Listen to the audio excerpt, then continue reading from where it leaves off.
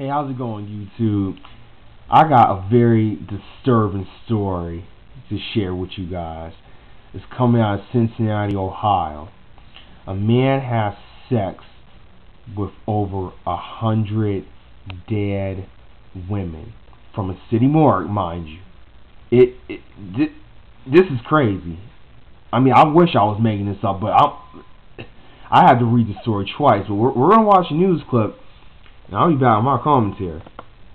Federal lawsuit over the sexual acts of an employee who worked in its morgue. Now, you expect that the bodies of murder victims entrusted to the coroner's office for autopsy would be safe and protected. But there's a former employee who's in jail right now for sexually abusing corpses. And now, years later, the families of the victims want relief. We have exclusive video to show you given to us by the victim's lawyer, who claims the county ignored numerous warning signs. And we want to warn you, some of it is quite graphic. It's like a zombie. You just don't have no feeling, just don't know what to do. James Appling is talking about his murdered daughter. But what made him feel that way is what happened to her and at least two other women after they were killed. I do remember going in the freezer, pulling in one of the rooms in the back. Okay. What happened? I had sex with her. Kenneth Douglas admitted to sexually assaulting Appling's daughter Charlene, Angel Hicks, and Karen Range during his time at the morgue in the 80s. I would get on top of her, pull my pants down. These crimes did not come to light until years later. It was not until 2008 that DNA from the victims was linked to Kenneth Douglas. He was indicted, pleaded guilty, and was sentenced to 3 years in prison. But even then, Hamilton County had a hard time explaining it. No one could have imagined this. Douglas's wife claims she called the morgue supervisor about her husband smelling like alcohol and I told him, I said, we're down to one car. More often than not, I'm dropping Kenny off and I'm picking him up. And I'm taking him home.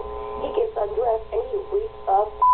Appling's attorney put it in terms that we can use on TV. Her husband was also coming home from work, as she put it, smelling like sex.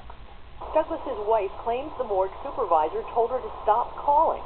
Bertie said, Pat, whatever happens on county property and county time is county business.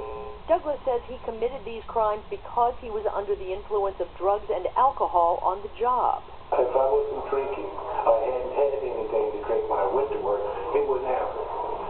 Or I would do crack and go in, and I would drink and go in. And even he isn't sure how many corpses he abused. But it could just be 20. It could be 100. One of the family's attorneys, Al Gerhardstein, says that the county ignored the warning signs. The county had plenty of notice that Douglas was coming to work and was present at work while he was under the influence of alcohol. Turns out he was also taking drugs. And he told us in deposition, I wouldn't have done any of this if it hadn't been for the alcohol and drugs. So had he been stopped, these women would not have been abused. The families of the 3 victims are suing Hamilton County because their loved ones' bodies were in the custody of the morgue. This is a time when you really do expect that the county will hold your loved one safely. And here this additional abuse happened on the county's watch by a county employee. And that's just terrible.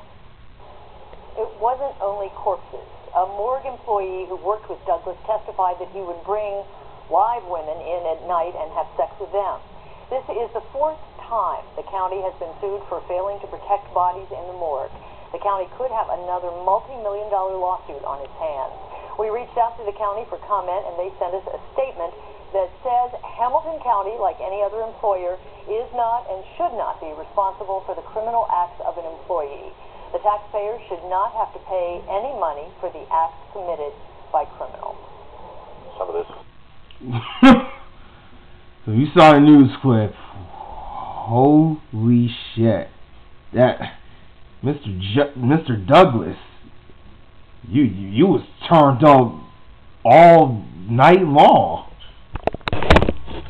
All right, so you watch that news clip, and where to start? First of all, he did it for that long, since the 80s, all the way up to 1992. Well, they said Douglas worked the night shift at the county morgue from 1976 to 1992.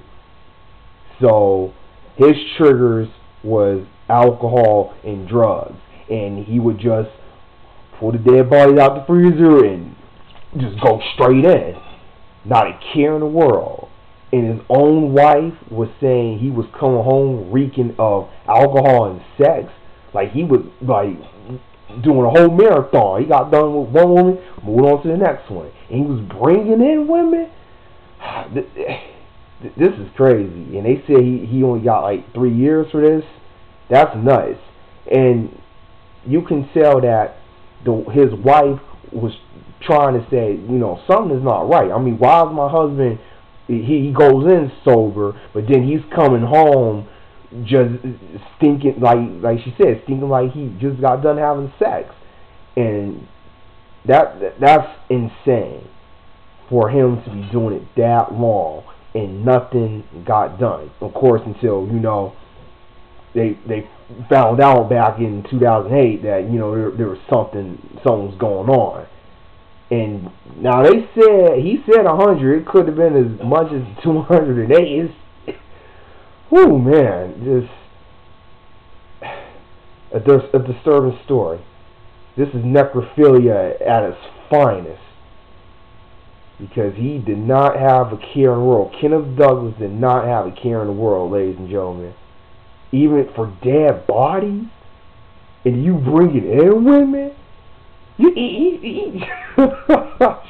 Damn. I don't know what else to say, but, you know, I'm actually happy that, you know, the victims' families are suing the county, and they said this isn't the first time. This could be another multi-million-dollar lawsuit. I mean, come on, you can't, if you can't control your workers like this, then something is insane wrong with this story. But only time will tell. But you guys comment down below and let me know about this, because that's insane. I mean, you really shake your head, and like a county morgue is literally having sex with dead bodies, a lifeless body at that. I can't do anything, and he turned up for real, man.